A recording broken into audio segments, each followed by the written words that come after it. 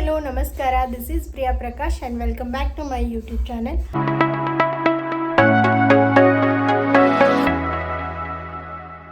ಇವತ್ತು ನಾವೆಲ್ಲ ನಮ್ಮ ಮನೆ ದೇವ್ರಿಗೆ ಹೋಗ್ತಾ ಇದ್ದೀವಿ. ನಮ್ಮ ಫುಲ್ ಫ್ಯಾಮಿಲಿ ಎಲ್ಲ ಹೋಗ್ತಾ ಇದ್ದೀವಿ. ನಮ್ಮ ಮದುವೆ ಆದಾಗಿಂದ ಆಲ್ಮೋಸ್ಟ್ 4 ವರ್ಷ ಆಯಿತು ನಾನು ಮನೆ ದೇವ್ರಿಗೆ ಹೋಗೇ ಇಲ್ಲ. ನಮ್ಮ ಮನೆ ದೇವ್ರ ದೇವಸ್ಥಾನ ಬಂದುಬಿಟ್ಟು ಇಲ್ಲಿಂದ 30 ಕಿಲೋಮೀಟರ್ ದೂರ ಇದೆ. ನಾನು ಕಾಲೇಜ್ ಟೈಮಲ್ಲಿ ಇರಬೇಕಾದ್ರೆ 11 ವಾರ ಗೋಕಾಕಿಂದ ಕಲ್ಲೋಳಿಗೆ ಬೆಳಗ್ಗಿನ ಜಾವ 4 ಗಂಟೆಗೆ ನಡ್ಕೊಂಡು ಹೋಗಿದ್ದೆ. ಸೊ ಅದಾದಮೇಲಿಂದ ನಾನು ನಮ್ಮ ಮನೆ ದೇವ್ರಿಗೆ ಹೋಗೇ ಇರಲಿಲ್ಲ. ಇವತ್ತು ನನ್ನ ಮಗನ ಕರ್ಕೊಂಡು ಫಸ್ಟ್ ಟೈಮ್ ಹೋಗ್ತಾ ಇದ್ದೀವಿ. ಆ್ಯಕ್ಚುಲಿ ನನ್ನ ಮಗ ಹುಟ್ಟಿದಾಗಿಂದ ಇಲ್ಲಿವರೆಗೂ ಅವನ್ನ ಯಾವುದೂ ಟೆಂಪಲ್ಗೆ ಕರ್ಕೊಂಡು ಹೋಗಿಲ್ಲ. ಫಸ್ಟ್ ಟೈಮ್ ನಮ್ಮ ಮನೆ ದೇವ್ರಿಗೆ ಕರ್ಕೊಂಡು ಹೋಗ್ಬಿಟ್ಟು ಆಮೇಲೆ ಊರಲ್ಲಿರೋ ಎಲ್ಲ ದೇವ್ರುಗಳಿಗೂ ಕರ್ಕೊಂಡು ಹೋಗಬೇಕು ಅಂತ ಅಂದ್ಕೊಂಡಿದ್ವಿ. ನಮ್ಮ ಮನೆ ದೇವ್ರು ಬಂದುಬಿಟ್ಟು ಗೋಕಾಕಿಂದ 18 ಕಿಲೋಮೀಟರ್ ದೂರ, ಕಲ್ಲೋಳಿ ಅಂತ ಅಂದ್ಬಿಟ್ಟು, ಕಲ್ಲೋಳಿ ಆಂಜನೇಯ ಸ್ವಾಮಿ. ಕಾಲೇಜೆಲ್ಲ ಆಗಿದ್ದು ಗೋಕಾಕಲ್ಲಿ, ನಾವು ಮುಂಚೆ ಇದ್ದಿದ್ದು ಗೋಕಾಕಲ್ಲೇ ಆಗಿದ್ದರಿಂದ ಗೋಕಾಕಿಂದ ನಾನು 11 ವಾರ ಅಲ್ಲಿಂದ ಕಲ್ಲೋಳಿಗೆ ದೇವಸ್ಥಾನಕ್ಕೆ ನಡ್ಕೊಂಡು ಹೋಗಿ ಬಂದಿದ್ದೆ. 11 ಶನಿವಾರ ಹೋಗಿದ್ದೆ. ಆ್ಯಕ್ಚುಲಿ ಅಲ್ಲಿ ಹೋಗಿ ಬಂದಿದ್ದರಿಂದ ನನಗೆ ಒಳ್ಳೆಯದೇ ಆಯಿತು. ಸೊ ಅದಾದಮೇಲಿಂದ ಇಲ್ಲಿವರೆಗೂ ನಾನು ಹೋಗೇ ಇಲ್ಲ. ಇವಾಗ ಹೋಗ್ತಾ ಇದ್ದೀವಿ. ಸೊ ಒಂಥರ ಚೆನ್ನಾಗಿದೆ. ನನ್ನ ಡೆಲಿವರಿ ಆದಾಗಿಂದ ತುಂಬ ದೂರ ನಾನು ಜರ್ನಿನೇ ಮಾಡಿಲ್ಲ. ಬನ್ನಿ ನಿಮಗೂ ತೋರಿಸ್ತೀನಿ ದೇವಸ್ಥಾನ ಹೇಗಿದೆ. ಅಲ್ಲಿ ಹೋದ್ಮೇಲೆ ನಾವೆಲ್ಲೆಲ್ಲಿ ಹೋಗ್ತೀವಿ. ಒನ್ ಡೇ ಪಿಕ್ನಿಕ್ ಥರ ಹೋಗಬೇಕು ಅಂತ ಅಂದ್ಕೊಂಡಿದ್ದೀವಿ. ಎಲ್ಲೆಲ್ಲಿ ಹೋಗಬೇಕು ಅಂತ ಇನ್ನೂ ಡಿಸೈಡ್ ಆಗಿಲ್ಲ. 1-2-3 ದೇವಸ್ಥಾನಕ್ಕೆ ಹೋಗಿ ಬರ್ತೀವಿ. ಸೊ ನಿಮಗೂ ತೋರಿಸ್ತೀನಿ ಎಲ್ಲೆಲ್ಲಿ ಹೋಗ್ತೀವಿ ಅಂತ. ಬನ್ನಿ ಹೋಗೋಣ.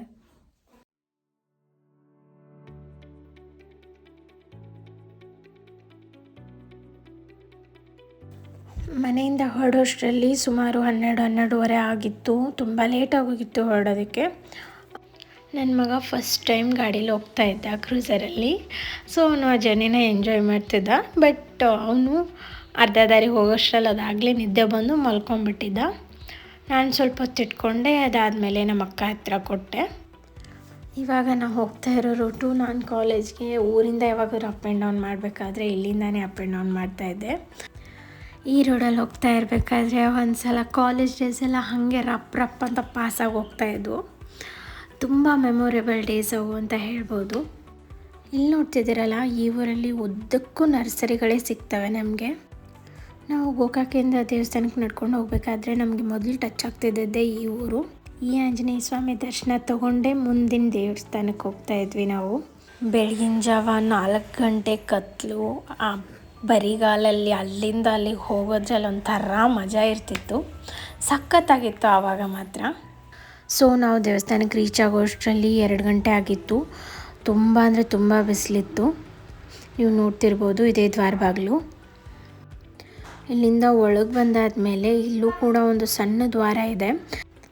ಅಲ್ಲಿ ಎಲ್ಲರೂ ತಲೆ ಬಗ್ಗಿಸ್ಕೊಂಡೇ ಹೋಗಬೇಕು. ಈ ಕಾನ್ಸೆಪ್ಟ್ ನಂಗೆ ತುಂಬಾ ಇಷ್ಟ ಈ ದೇವಸ್ಥಾನದಲ್ಲಿ. ಆ್ಯಕ್ಚುಲಿ ಅಲ್ಲಿ ಜಾತ್ರೆ ನಡೀತಾ ಇತ್ತು. 4ನೇ ವಾರದ ಜಾತ್ರೆ ಆಗಿದ್ದರಿಂದ ಸ್ವಲ್ಪ ರಶ್ ಇತ್ತು. ಆ್ಯಂಡ್ ನೀವು ನೋಡ್ಬೋದು, ಇಲ್ಲಿ ಎಂಟ್ರೆನ್ಸ್ಗೆ ಒಂದು ಶಿವನ ದೇವಾಲಯ ಕಟ್ಟಿದ್ದಾರೆ. ಶಿವನ ಮೂರ್ತಿ ಎಷ್ಟು ಚೆನ್ನಾಗಿದೆ ಅಂತ ನೋಡ್ಬೋದು ನೀವು. ಇಲ್ಲಿ ಮುಂದೆ ನೋಡ್ಬೋದು ನೀವು, ದೀಪಸ್ತಂಭ ಇದೆ. ಅದ್ರ ಕೆಳಗಡೆ ದಾರಗಳು ಕಾಣಿಸ್ತಾ ಇದೆಯಲ್ಲ ನಿಮಗೆ. ಅಲ್ಲಿ ಜನ ತಮ್ಮ ಮನಸ್ಸಲ್ಲಿ ಏನಾದರೂ ಕೇಳಿಕೊಂಡು ತಮ್ಮ ಕೈಯಲ್ಲೋ ಅಥವಾ ಕೊಳ್ಳಲ್ಲೋ ಏನಾದರೂ ದಾರ ಕಟ್ಕೊಂಡಿದ್ರೆ ಅದನ್ನ ತೆಗೆದು ಅಲ್ಲಿ ಕಟ್ಟಿ ತಮ್ಮ ಕೋರಿಕೆನ ಸಲ್ಲಿಸ್ಬಿಟ್ಟು ಹೋಗ್ತಾರೆ. ಆ್ಯಕ್ಚುಲಿ ನಾನು ಕೂಡ ಅಲ್ಲಿ ಕಟ್ಟಿದ್ದೆ. ನೀವಿಲ್ಲಿ ನೋಡ್ಬೋದು, ಇದು ಗೋಪಾಳ ಬುಟ್ಟಿ ಅಂತಾರೆ. ಈ ಬುಟ್ಟಿಲಿ ನಾವು ಮನೆಯಿಂದ ತಂದಿರೋ ನೈವೇದ್ಯನ ಎಲ್ಲ ಹಾಕಿಬಿಟ್ಟು ಅದರಲ್ಲಿ ಕಾಣಿಕೆನ ಹಾಕ್ತಾರೆ. ಅದಾದಮೇಲೆ ನಾವು ದೇವಸ್ಥಾನದ ಒಂದು ಪ್ರದಕ್ಷಿಣೆ ಹಾಕಿಬಿಟ್ಟು ದೇವ್ರ ದರ್ಶನಕ್ಕೆ ಅಂತ ಹೋದ್ವಿ. ತುಂಬ ವರ್ಷ ಆದಮೇಲೆ ದೇವಸ್ಥಾನಕ್ಕೆ ಹೋಗಿದ್ರಿಂದ ಮನಸ್ಸಿಗೆ ತುಂಬ ಖುಷಿ ಆಗ್ತಾಯಿತ್ತು. ಅದರಲ್ಲೂ ನನ್ನ ಮಗನ ಜೊತೆ ಹೋಗಿದ್ದು ಇನ್ನೂ ಒಂಥರ ಸ್ಪೆಷಲ್ ಫೀಲಿಂಗ್ ಇತ್ತು.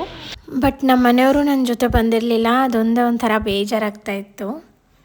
ನೀವು ನೋಡ್ಬೋದು, ಇಲ್ಲಿ ತುಂಬ ರಶ್ ಇತ್ತು. ಬಟ್ ಇಷ್ಟು ರಶ್ ಮಧ್ಯೆನೂ ನನ್ನ ಮಗನ ಗರ್ಭಗುಡಿ ಒಳಗಡೆ ಕರ್ಕೊಂಡು ಹೋಗ್ಬಿಟ್ಟು ಅವನ್ನ ದೇವ್ರ ಹತ್ರ ಆಶೀರ್ವಾದ ಮಾಡಿಸ್ಬಿಟ್ಟು ಕೊಟ್ಟರು.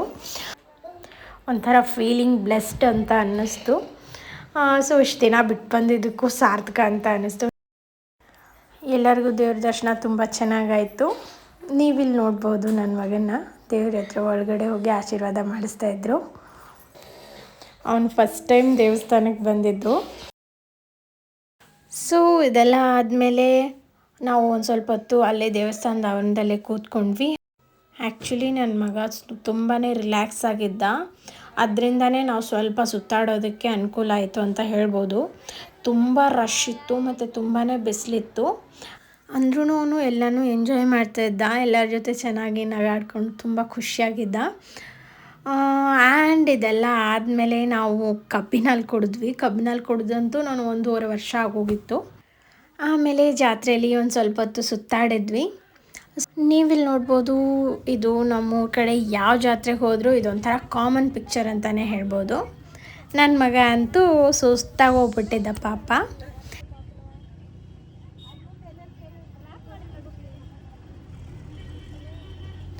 ಇದಾದಮೇಲೆ ನಾವು ಅಲ್ಲಿಂದ ಒಂದು ಮಠಕ್ಕೆ ಹೋದ್ವಿ.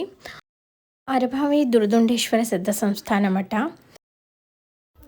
ಆ್ಯಕ್ಚುಲಿ ತುಂಬ ಜನರಿಗೆ ಗೊತ್ತಿಲ್ಲದೆ ಇರುವಂಥ ಒಂದು ವಿಚಾರ ಅಂದರೆ, ಇದು ಕಿತ್ತೂರು ಸಂಸ್ಥಾನಕ್ಕೆ ಸೇರಿದ ಒಂದು ಮಠ ಆಗಿತ್ತು. ಆ್ಯಂಡ್ ಕಿತ್ತೂರು ರಾಣಿ ಚೆನ್ನಮ್ಮ ಅವರ ಪತಿ ಇದ್ದಾರಲ್ಲ, ಮಲ್ಲಸರ್ಜ ದೇಸಾಯಿ ಅವರು ತಮ್ಮ ಕೊನೆ ದಿನಾನೂ ಇಲ್ಲೇ ಕಳೆದಿದ್ದಾರಂತೆ. ಅವ್ರ ಸಮಾಧಿ ಕೂಡ ಇಲ್ಲೇ ಇದೆ ಅಂತ ಹೇಳ್ತಾರೆ. ಬಟ್ ನಾವು ಅದನ್ನ ನೋಡಲಿಲ್ಲ.